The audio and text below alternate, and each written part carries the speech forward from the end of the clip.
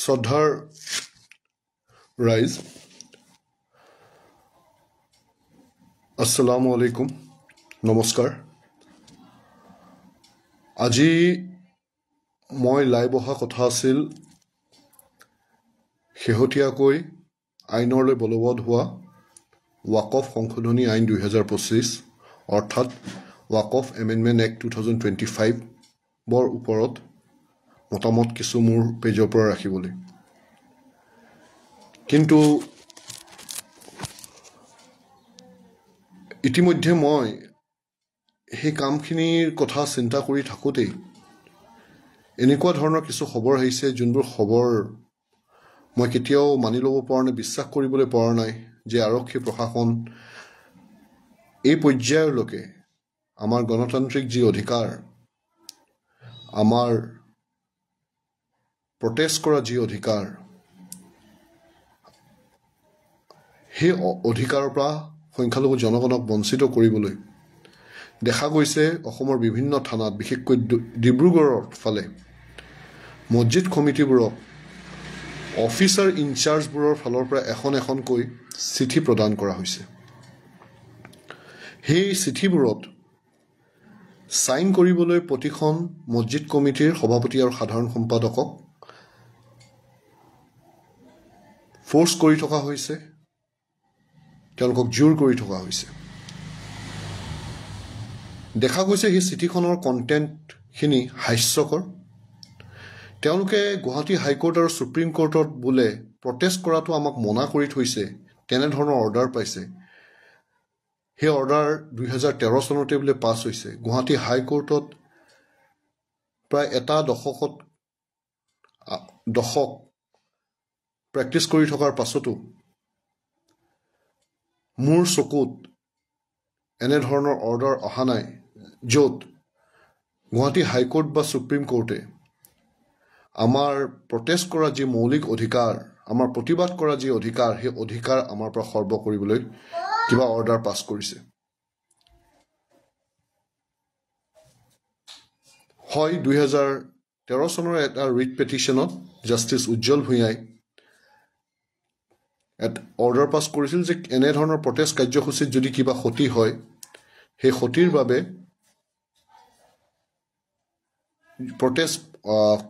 যোনে আহ্বান কৰিছিল, প্ৰতিবাদী কাৰ্যসূচী যোনে আহ্বান কৰিছিল, তেওঁলোক লাইবেল হ'ব। কিন্তু right to protest is a fundamental write off every citizen. It is the beauty of democracy. প্ৰতিবাদী কাৰ্যসূচীয়ে গণতন্ত্ৰক অধিক শক্তিশালী কৰে। আমাৰ মাজত আদান প্ৰদান হয়, এক্সিকিউটিভক চিন্তা কৰিবলৈ আৰু এটা চান্স দিয়ে।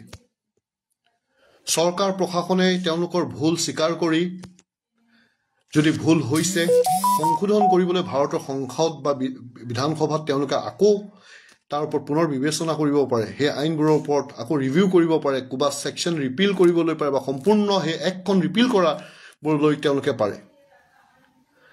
এতিয়া যোনবোৰ অফিচাৰ ইনচাৰ্জে সেইবোৰ চিঠি প্ৰেৰণ কৰিছে, তেওঁলোকে কৌশলগতভাৱে সেই চিঠিবোৰত তেওঁলোকে চহী কৰা নাই, তেওঁলোকৰ চিল নাই।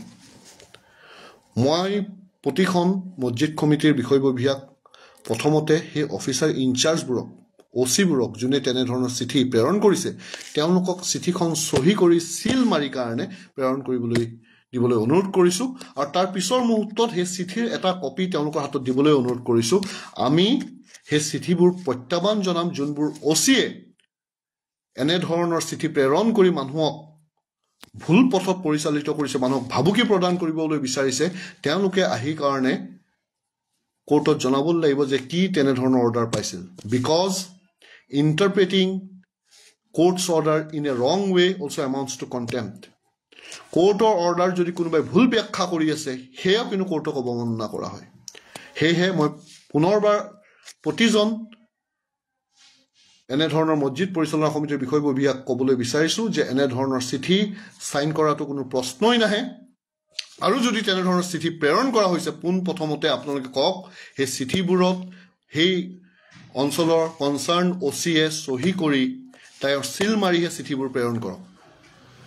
মোৰ এইখিনি ক'ব লগা। মই ৱাকফ এমেণ্ডমেণ্ট এক্টৰ বিষয় মই আকৌ আপোনালোকৰ ওচৰত আহি এই ৱাকফ এমেণ্ডমেণ্ট এক্ট আমি কিয় প্ৰতিবাদ কৰি আছোঁ, ইয়াৰ বিৰুদ্ধ আচৰণ কিয় কৰি আছোঁ, আমছুৱে কিয় বিৰোধিতা কৰি আছে, সমগ্ৰ অসমৰ তথা সমগ্ৰ ভাৰতৰ বিভিন্ন সংখ্যালঘু জনগণ দল সংগঠনে কিয় বিৰোধ কৰি আছে, পাৰ্লিমেণ্টৰ এজনো মাইনৰিটি এমপিয়ে কিহৰ কাৰণে তাক ছাপোৰ্ট নকৰিলে, 25 কোটি মুছলমান এতিয়ালৈকে কিয় আশ্বস্ত হ'ব পৰা নাই ভাৰতত, এই গোটেই কথাখিনি আমি আলোচনা কৰিম। মই অনুৰোধ কৰিছোঁ যে মোৰ এই লাইভৰ মেছেজটো অধিককৈ অধিক অসমৰ লোকৰ ওচৰত যেন যায়, পঞ্জীত পৰিচালনা কমিটিবোৰৰ ওচৰলৈ যায়, তাৰ ব্যৱস্থা প্ৰতিজন এই ভিডিঅ'ৰ শ্ৰোতাই যেনে সেই দায়িত্বখিনি লৈ যিমান পাৰে মোৰ এই লাইভটো আপোনালোকে শ্বেয়াৰ কৰি প্ৰতিখন মছজিদ পৰিচালনা কমিটিৰ হাতে হাতে হোৱাটছআপ ফেচবুক একাউণ্টত তেওঁলোকে যেনে এই ভিডিঅ'টো পায়। ধন্যবাদ। জয় অসম, জয় হিন্দ, আমছু জিন্দাবাদ।